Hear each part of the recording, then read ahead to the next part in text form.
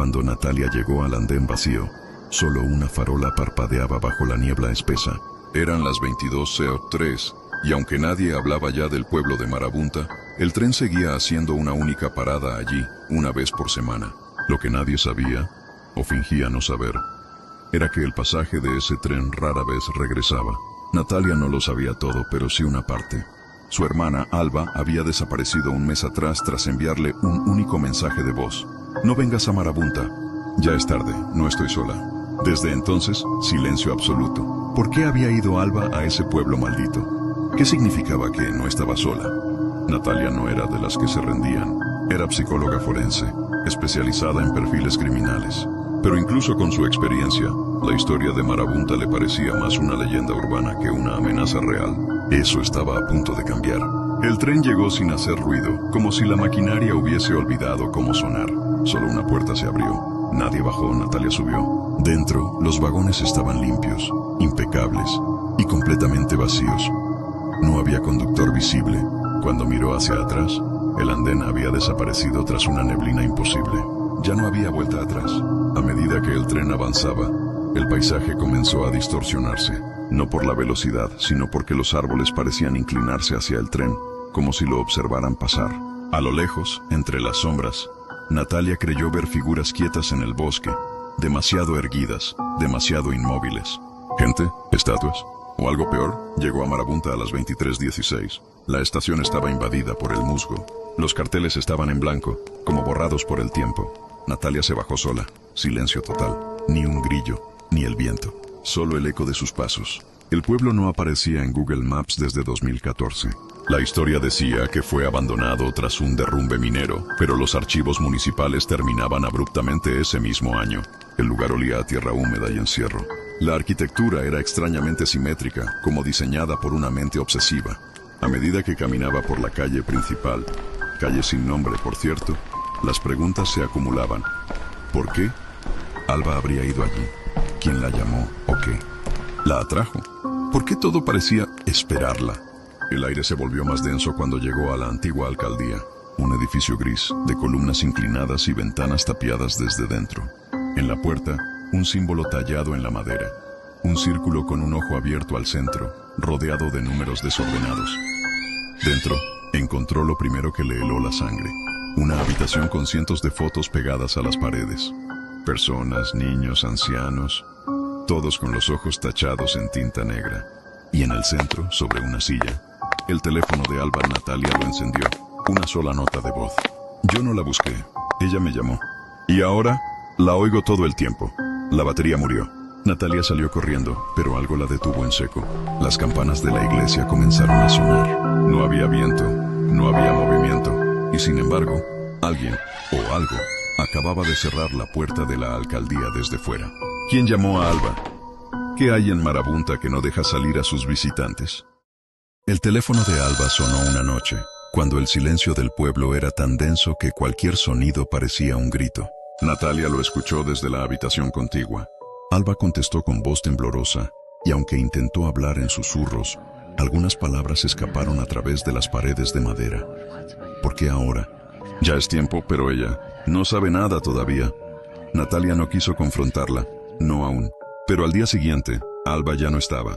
Ni su mochila ni sus cosas. Solo un dibujo infantil colgado en la pared que Natalia juraría no estaba antes. Una niña de cabello oscuro en el centro del bosque, rodeada por figuras sin rostro. Marabunta no tenía caminos de salida. Natalia lo comprobó. Caminó horas por la única carretera que entraba, pero siempre terminaba de nuevo frente a la fuente del pueblo, esa con la figura de una mujer tallada en piedra y la inscripción: no se va quien no recuerda. Fue la anciana doña Rebeca quien le habló por fin. La encontró sentada junto a la iglesia, alimentando a los cuervos con migas de pan. Las reglas existen para mantenerlo dormido, niña, dijo sin mirarla. Aquí nadie sale porque nadie puede recordar quién era fuera. Y si lo haces, él lo nota. Él, el olvido. Marabunta es su cuerpo, cada casa, cada calle. Si hablas de tu vida pasada, si dices tu nombre real, si lloras por lo que perdiste, él se arrastra hasta ti y te traga. No mueres, solo dejas de haber sido. Natalia empezó a recordar cosas que no debería. Voces en sueños, un espejo que no devolvía su reflejo. y Alba Punalba diciéndole antes de desaparecer: si te llaman por tu nombre verdadero, no respondas.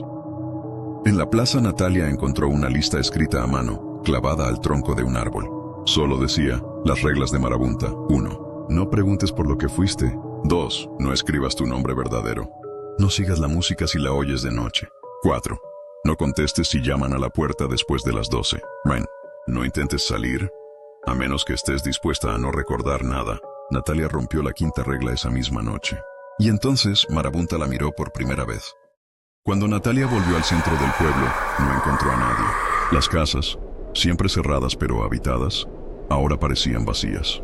Las ventanas abiertas dejaban escapar susurros, como si los muros aún recordaran a quienes los habitaron. Solo quedaba un objeto fuera de lugar: un lazo rojo atado al poste de la fuente, el mismo que Alba solía llevar en el cabello. Natalia lo desató, y en ese momento todo cambió. La fuente dejó de manar agua. En su lugar, surgió un vapor espeso que olía a tierra vieja y ceniza. Dentro no había fondo, solo un abismo que palpitaba como si respirara. Y una voz, la de Alba, emergió de él, lejana y hueca: ya lo sabes. Ya es tarde. Natalia huyó, guiada por la única luz encendida en todo Marabunta. Una lámpara de aceite, encendida en la vieja biblioteca cerrada con cadenas.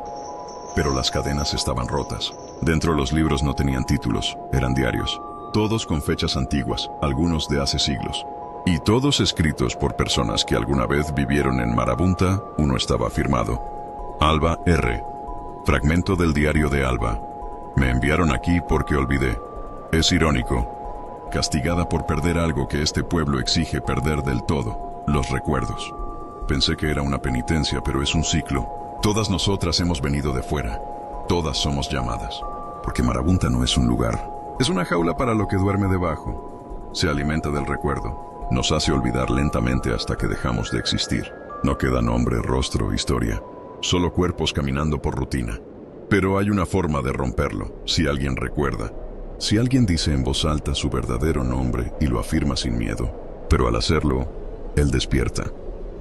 Natalia retrocedió, el diario temblando en sus manos. Ahora lo entendía: Alba no se había ido. Se había ofrecido para que Natalia pudiera llegar hasta aquí, para que alguien recordara. Un estruendo sacudió la tierra. Desde el bosque un canto comenzó a elevarse. Voces sin forma, hechas de lamentos. Natalia corrió, sin rumbo, hasta llegar a una colina donde las ruinas de una ermita esperaban cubiertas de raíces. En el altar, tallado en piedra, estaba el símbolo que había visto en los sueños: un círculo mordido por sombras. Y junto a él, grabado con sangre seca: Marabunta fue fundada para encerrar lo que no debe tener nombre.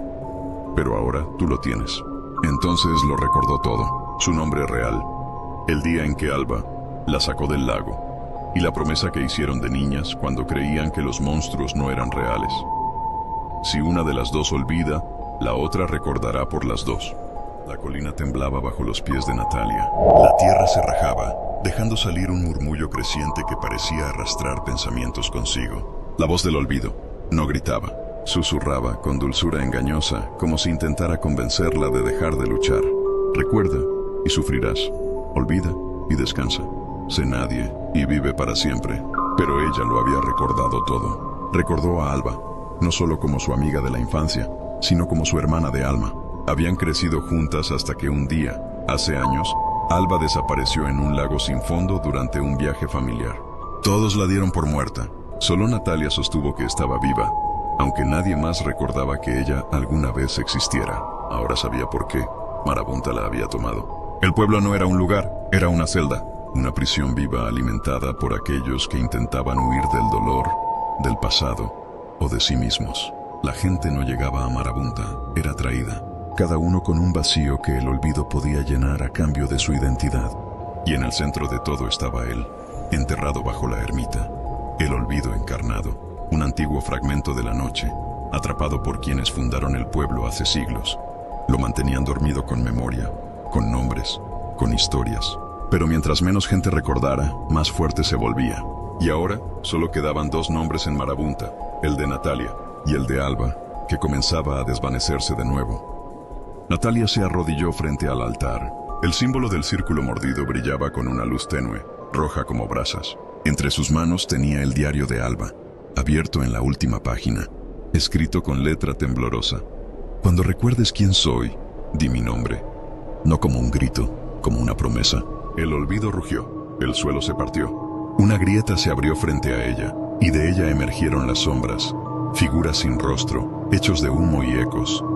Personas que alguna vez fueron, ahora convertidas en nada.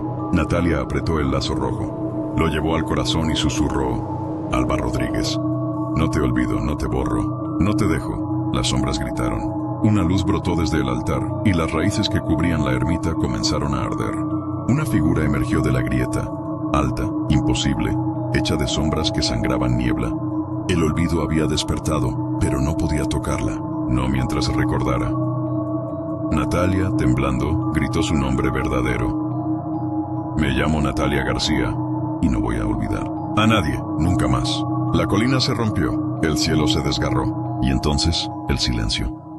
Cuando despertó estaba de nuevo junto al lago. El agua calma, el bosque quieto. A su lado, un lazo rojo atado a una piedra. Y más allá, sentada en la orilla, Alba. ¿Lo lograste?, preguntó Alba, su voz entre lágrimas. No lo sé, respondió Natalia, pero te recuerdo. Y eso lo cambió todo. Detrás de ellas, el sendero que llevaba a Marabunta había desaparecido. Los días pasaron sin sobresaltos. Natalia y Alba regresaron al mundo que había olvidado a una de ellas. Pero algo era distinto. No era solo que el sol parecía más pálido o que las sombras tardaban más en disiparse. Era la gente.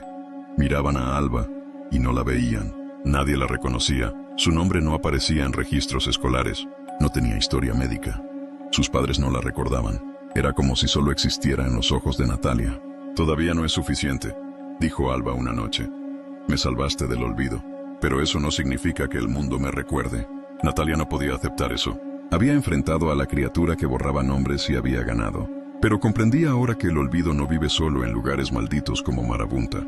Vive en los silencios, en las historias no contadas, en las personas que se van y nadie pregunta por ellas. Natalia escribió mucho. Un libro, un podcast, un mural con el rostro de Alba en la ciudad. Un sitio web llamado Los que no deben ser olvidados, donde contaba no solo su historia, sino la de muchos otros. Desaparecidos, marginados, los que se pierden entre el ruido del mundo. Los que ya nadie nombra. Y algo comenzó a pasar. Gente escribía. Contaban historias de familiares, amigos, personas que el tiempo había empezado a borrar. Algunos decían haber soñado con un pueblo llamado Marabunta. Otros juraban haber visto en alguna calle sin salida una fuente sin agua con una inscripción: no se va quien no recuerda. Las historias se multiplicaron, y así el olvido empezó a temer. Chiro, ¿y tú? ¿A quién recuerdas? Si has llegado hasta aquí, Marabunta ya te conoce. Y tú, ahora, la conoces a ella. Pero hay algo que puedes hacer. Algo simple, vital. Recuerda, nombra en voz alta a alguien que creas que el mundo está olvidando. Cuenta su historia, escríbela, dibújala. Haz que exista, porque mientras alguien recuerde, no desaparece del todo. Y si alguna noche, mientras duermes, oyes una música lejana o ves un sendero que no debería estar ahí, no lo sigas, a menos que estés dispuesto a recordar por los que ya no pueden hacerlo.